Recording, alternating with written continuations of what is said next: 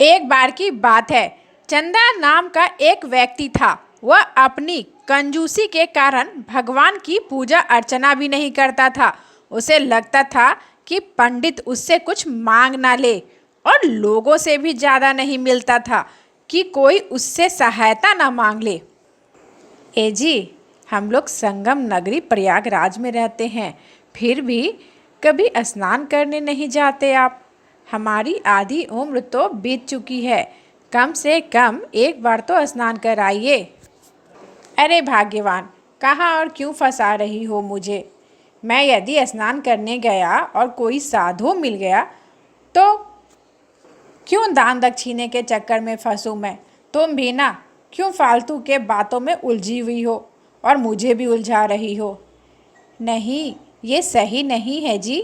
आपको एक बार जाकर स्नान ही करना चाहिए। यहाँ तो दूर दूर से लोग आते हैं स्नान करने के लिए, फिर आप क्यों नहीं जा सकते? ठीक है, अब जिद कर रही हो तो मैं चला जाऊँगा। अब मेरा सर मत खाओ और जाओ अपना काम करो। ठीक है, कल ही चले जाना स्नान करने। चलो, अब तो जाना ही पड़ेगा। ये भी ना जिद लेकर बैठी है। चलो, सबकी नज़रों से बचता हुआ प्रयागराज चलता हूँ स्नान करने।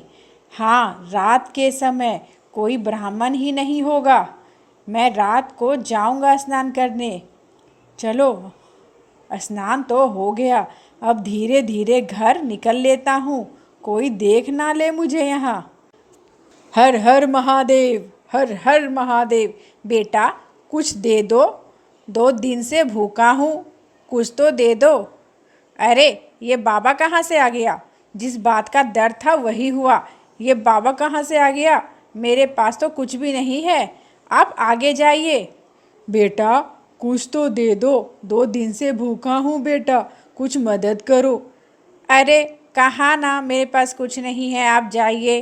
बेटा, कुछ दे दो, यहाँ जो भी आते हैं कुछ न कुछ देकर ही जाते हैं, तुम भी कुछ दे दो, वरना मैं तुम्हें यहाँ से जाने नहीं दूँगा। देखो, मेरे पास कुछ नहीं है, अगर तुम्हें कुछ चाहिए तो घर आकर ले लेना। ठीक है बेटा। अरे, आप आ गए स्नान करके, पर इतनी देर क्यों लगा दी? चलिए कोई नहीं, मैं आपके लिए खाना लगा देती हूँ। ठीक है, खाना लाओ, उसके बाद मैं आराम से सोऊंगा, बहुत थक गया हूँ मैं। ठीक है जी, और कुछ दूँ आपको? नहीं, बस हो गया, अब मैं जा रहा हूँ सोने, बस कुछ देर आराम करूँगा।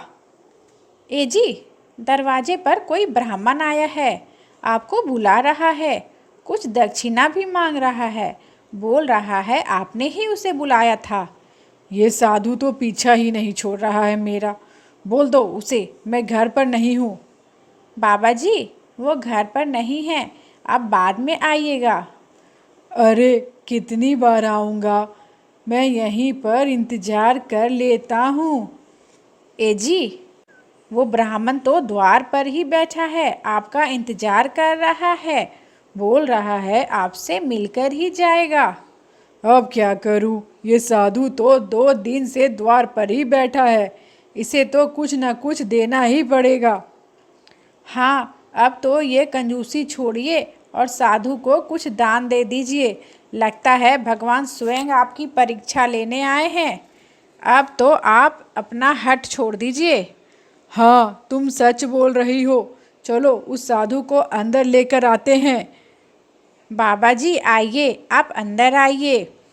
मुझे माफ़ कर दीजिए बाबा जी, हमसे बहुत बड़ी गलती हो गई है, मुझे क्षमा कर दीजिए।